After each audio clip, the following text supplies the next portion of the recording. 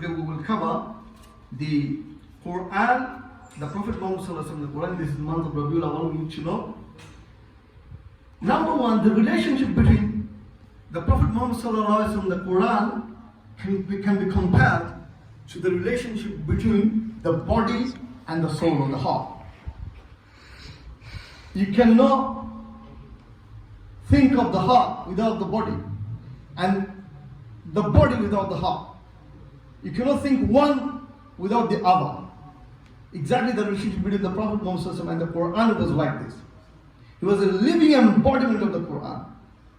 One day, Umm Aisha radiallahu anha, she was asked, Sa'd ibn Hisham, he asked, Ya al-Mu'mineen, anbi'ni an khuluqi Rasulillah sallallahu alayhi wasallam. O mother of believers, tell us the character of Rasulullah sallallahu alayhi wasallam. Qalat, then she said, replied back, Alasta taqra'u al-Qur'ana? Did you know recite the Quran? Qultu, he said, I said, meaning Hisham. Sa'd bin Hisham, he said, Bala, of course, I did. فقالت, then she said, كان خلقه القرآن. He was just the Quran. His character was the Quran itself. Living Quran, subhanAllah. And Allah confirms it in Surah Qalam. وَإِنَّكَ لَعَلَى خُلُقٍ عَظِيمٍ. And you are on the peak of the best of the character. And Rasulullah himself said, بُعِثْتُ لِيُتِمَّ مَقَارِمَ الْأَخْلَاقِ. The honor of the akhlaq, I've been sent to fulfill, to complete the honor of the akhlaq. Subhanallah, alone. In every respect of his life, you go and find the model. He is the role model. لَقَدْ كَانَ لَكُمْ فِي رَسُولِ اللَّهِ أُسْوَةٌ حَسَنَةٌ. Very in the life of Rasulullah, you find the example, the best of examples. Then, second thing about the relationship of the Quran and Rasulullah sallallahu alaihi wasallam. The Quran was directly revealed to the Prophet Muhammad sallallahu alaihi wasallam. Directly revealed. As you know the story of the first revelation. Surah Al-Alaq from verse 25. قُرَى بِسْمِ رَبِّكَ الَّذِي خَلَقَ. Beautiful story in Bukhari, Kitab al-Bukhari in first chapter. Then Jibreel, he revealed and he hugged him. اقرأ ما أنا بقارئ. He said, I don't know how to read. Because Rasulullah didn't know how to read. This is another meaning of Rasulullah sallallahu alayhi wasallam. Being a person, unlettered person, he is the teacher of teachers, teacher of mankind, teacher of modern people. Allah. Then, directly revealed, Allah says in Surah Kahf, which we recite every Friday, Alhamdulillah alladhi anzala ala abdihi al-kitaba wa lam yaj'al lahu 'iwaja. All the praise is due to Allah, who has revealed this kitab to his servant, in which there is no crookedness, no deviance in this Quran. Again, Allah has testified the authenticity of the Quran. The Quran being the pure revelation. In Surah Ma'idah verse 48, Allah again says, وَأَنزَلْنَا إِلَيْكَ الْكِتَابَ بِالْحَقِّ مُصَدِّقًا لِمَا بَيْنَ يَدَيْهِ مِنَ الْكِتَابِ. We have revealed the book to you with truth. مُصَدِّقًا لِمَا بَيْنَ يَدَيْهِ مِنَ الْكِتَابِ. To confirm the authenticity of the book that was revealed before you. So this confirming the books of the previous prophets or messengers. The third relationship, it was made engraved in the heart of Rasulullah sallallahu alaihi wasallam. The Quran was made engraved in the heart of Rasulullah sallallahu alaihi wasallam. When Rasulullah sallallahu alaihi wasallam was receiving revelation, then he, in the first place, would try to repeat it, Jibreel Amin alayhi salam. Then Allah sent in Surah Qiyamah, لا تهرب به لسانك. Do not move your tongue. Ya Rasulullah, don't need to move your tongue.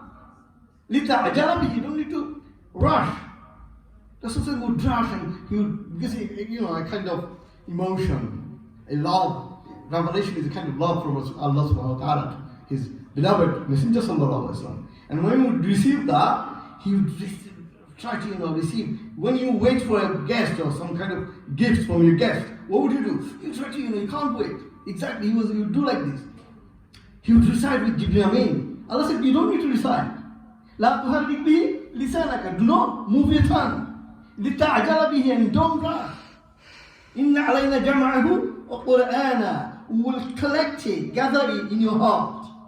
So that the recitation and the recitation of it, the message and the recitation. Thumma inna alayna bayan. And the bayan, how you recite it.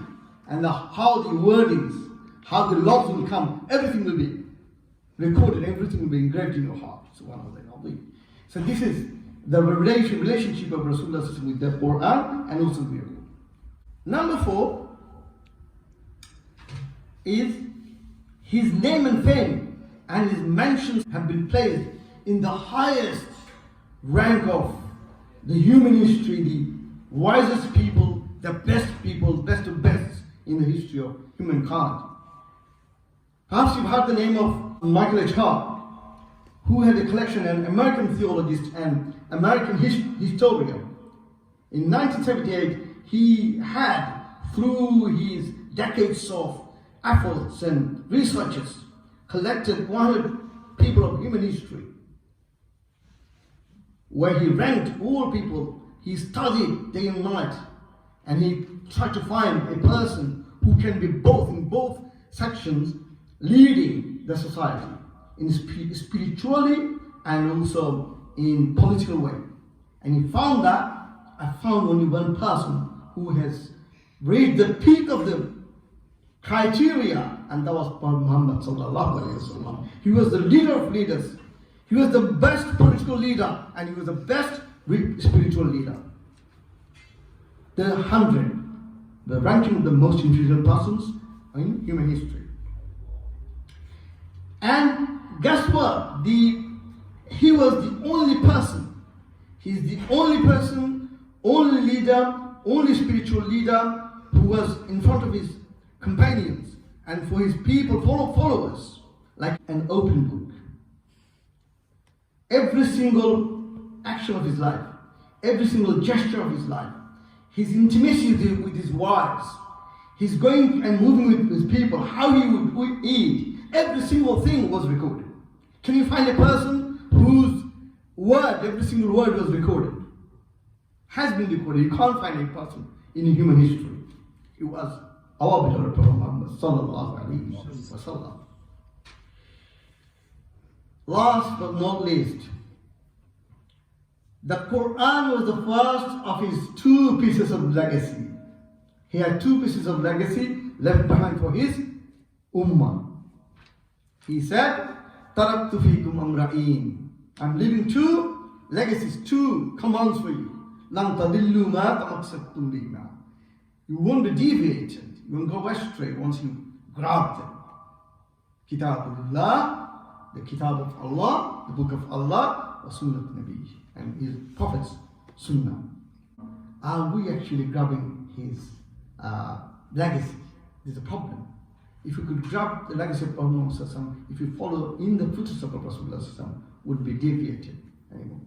Allah give us the opportunity, Allah give us the ability, especially in the first place, me, so I can follow all I've just said, and also the brothers who have heard, inshallah.